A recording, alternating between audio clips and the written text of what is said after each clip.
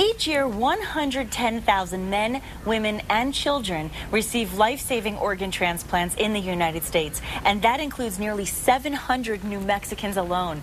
April is National Donate Life Month, and it's designed to encourage Americans to become organ donors. And joining us this morning to talk about it is Maria Sanders from New Mexico Donor Services and Judy Lyles. Welcome to both of you. Thank you. Thank you, Nikki. It's a pleasure to have you, and you both look lovely in your pretty bright colors. It's spring, so time to put on those bright colors. We appreciate that. Brighten our morning up. Now, Maria, first tell us a little bit about New Mexico Donor Services for people who don't know. Yes, New Mexico Donor Services is the organization that provides organs and tissues for transplant here in New Mexico. Great. We work with every hospital in the state, making sure that families who want to donate are able to do that. And I think it's something people talk about throughout their lives, but they really don't know how to actually make it happen. And I think it's so wonderful. We just said 700 New Mexicans alone being able to receive organs because of what you provide. So Judy is very special. We are so happy to have you here. You obviously have been through a very important experience because you have received an organ. You are a very fortunate person, and we're very fortunate to have you to share your experience with us. Thank you for giving me the opportunity to share my story. I am very fortunate and blessed, and I am a twice kidney recipient. Wow. At age 22, I experienced end-stage renal disease because of a birth defect, and I was put on hemodialysis at that time. Organ transplantation was in its infancy, and I was not steered to a facility doing transplantation at the time of my renal failure. So I was on hemodialysis for 5 years.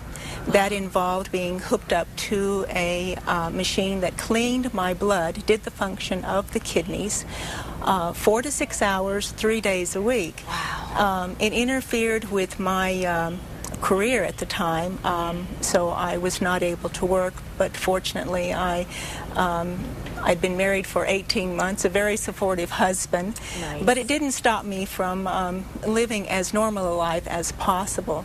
At age 29, I received my first kidney transplant. Wow. And the difference of being on dialysis as opposed to receiving a kidney, I'd always been physically active as well as I could be with hemodialysis, but after receiving the kidney, and this was 9 months after receiving the kidney, my husband and I climbed Long's Peak in the Rocky Mountains. Oh, wow. So, good for you. Yeah, I couldn't have done that on dialysis. Of course, that's fantastic. What an inspiration you are to so many people out there who are probably dealing with what you had to deal with and are wondering, is there hope for me? And there certainly is. So I want to address some of the questions and concerns that a lot of people out there have, because I think people are questioning, well, will registering to be a donor interfere with my Medicare? Will that make a difference? And will it? No, actually, your medical care is never compromised whatsoever. Okay, good. If you sign up to be an organ donor, so never be afraid of that. Great. Medical personnel will do everything to save your life. And Judy, can people choose which organs they wish to donate? Is it just up to them? Yes, I understand that is the option now. Okay, and I guess a lot of people are doing it, and I think a lot of people are wondering, as they get older and have medical issues, can they do it too?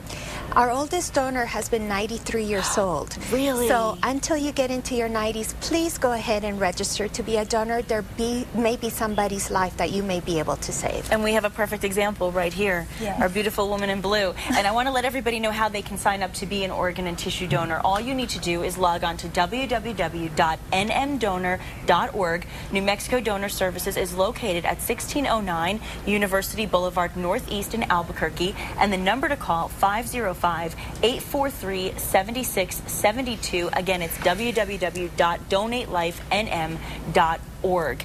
And, you know, I really appreciate, Judy, you sharing such a personal story with us, because it's a big deal. It's a very big deal, and it's very personal, and you are a triumphant example for so many people. Thank you.